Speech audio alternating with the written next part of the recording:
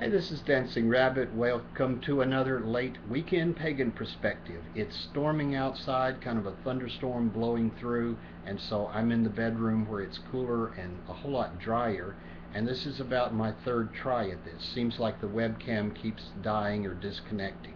So hopefully I'll talk fast and won't ramble much, and we'll get through this one. This week's question has to do with what we think of Sylvia Brown, the well-known, renowned psychic, especially since she's apparently missed several of her major big predictions lately. First off, I don't know much of anything about Sylvia Brown except she's a big name psychic. I've never met her, never read any of her stuff, never seen her on TV, and so really, I don't know. Uh, what do I think about it? I think that it's probably not a good idea to come out and just call someone a fake, especially when you really don't know them. So I'm not going to call her a fake. I guess third thing is that I can relate some of my own personal experiences. For uh, about a year when I was unemployed, I didn't have a real day job.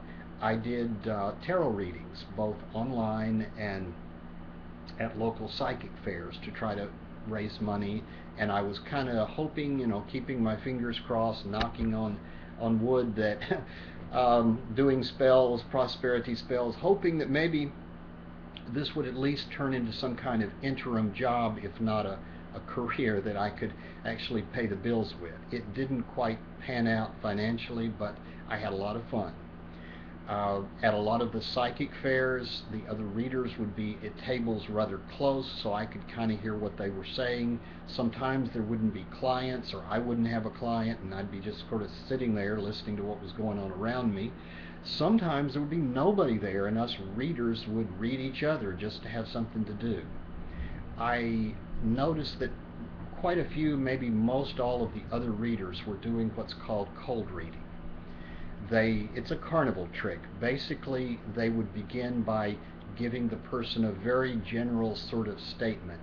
I see that you're having trouble in your life. And of course, who isn't? If you were having trouble, you'd maybe go to some psychic and ask them to help you out with it. So that was a pretty good guess. It's someone older in your life. Well, who doesn't have someone older that's having some problem? And if the psychic guessed man and it turned out to be grandma, well then, I'm seeing that grandma is a very strong, almost masculine sort of woman. And you guess around and eventually you hit on stuff and then you kind of go with it. Some of these people were really, really good, and even though I knew what they were doing, you'd almost think that they really, really were psychic and were getting all of this information from the great beyond or somewhere or another, and had some really supernatural gift. Now, if you're just going to some of this stuff for entertainment value, I guess the people got their money's worth. They got 20 minutes of, really bizarre, really different sort of entertainment. Perhaps some of them actually learned something about themselves or were able to think through their situation. When I do readings, whether it was online or in person, it's quite different.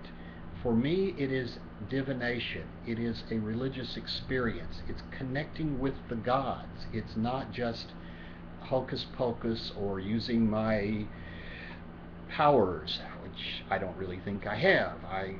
To me, divination is quite natural. It involves a shift in the consciousness, a connecting with the divine both within and without. It involves a random sort of act, shuffling and dealing of the cards, or rolling of the dice, or holding of the pendulum, pouring tea leaves into a teacup and flipping it after you drunk the tea. Okay, you get my drift.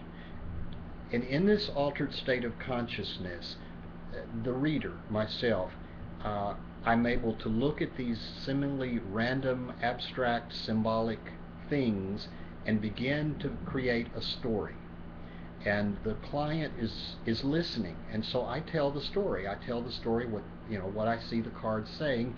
When I'm finished, which usually takes about 5 or 10 minutes, less online, more in person, I ask the person, was this helpful at all, or was this just totally random? Because I don't know. Maybe it was just totally random. About 80% of the time, the person will say, yeah, that was right on. Some of the time, it's like, wow, that's spooky. You hit it exactly dead on. I can really feel a change in consciousness, a kind of quickening of my voice, an excitement as I begin to read and as the reading unfolds, particularly if it's going well. And the client's just sitting there, and I'm usually looking down at the cards, not at them. I'm not reading body language or reactions to what I'm saying. I'm certainly not asking them questions or throwing stuff out and getting their response. Not at all. I'm reading the cards, not reading the client. So when I get through, I ask them, was this useful? Was this helpful? You want your money back or what? Do you have other questions? And in the in-person, live, face-to-face sort of readings, I usually do a general reading, and I'd follow that with some specific readings, either on a question or on parts of the general reading that they wanted to know more about. Most of the online stuff was very specific questions, and the person wanted to answer in about 2 to 3 minutes. So I'd read very fast to their question.